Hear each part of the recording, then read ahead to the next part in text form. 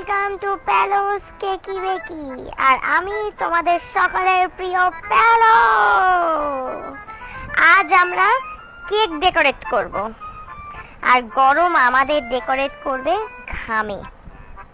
কিচেনে ঢুকে মনে হলো আমি বেকারিতে না, সরাসরি মরুভূমিতে চলে এসেছি। ক্রিমকে কেকের ওপর বসাচ্ছি, আর ক্রিম আমাকে বলছে, না ভাই, আজকে আমি সাঁতার কাটবো। ফ্যান বন্ধ করলে আমি বলছি ফ্যান চালু করলে ক্রিম উঠছে। এই জীবনটা নিয়ে কোথায় আমি যাব? কেকের সাইড আমি স্মুথ করছি, আর আমার মুখের সাইড দিয়ে ঘাম স্মুথ হয়ে নিচে নামছে।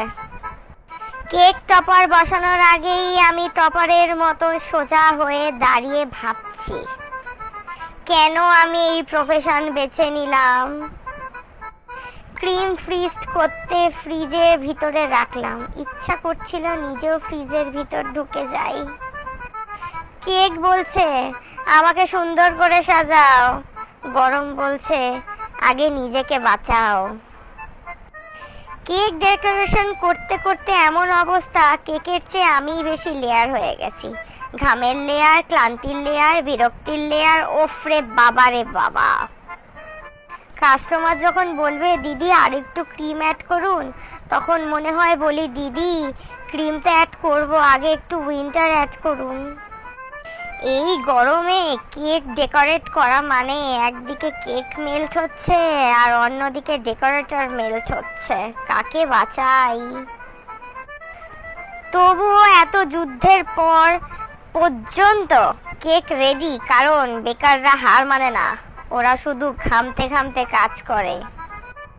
আর যদি কেকটা পারফেক্ট হয়ে যায় তাহলে বুঝবেন এটা ডেকোরেশন না, এটা গরমের বিরুদ্ধে জেতা একটা বিশ্বযুদ্ধ।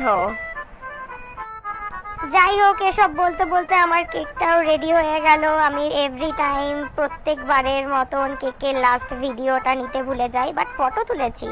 অপেক্ষায় থাকবে, ফটো পোস্ট করব। Thank you for watching my video. এটা ছিল একটা মায়ের জন্য, মানে ক্লায়েন্ট তার মায়ের জন্য কেকটা অর্ডার করেছিল, আর আমিও মন থেকে কেকটা করেছি। Thank you, by.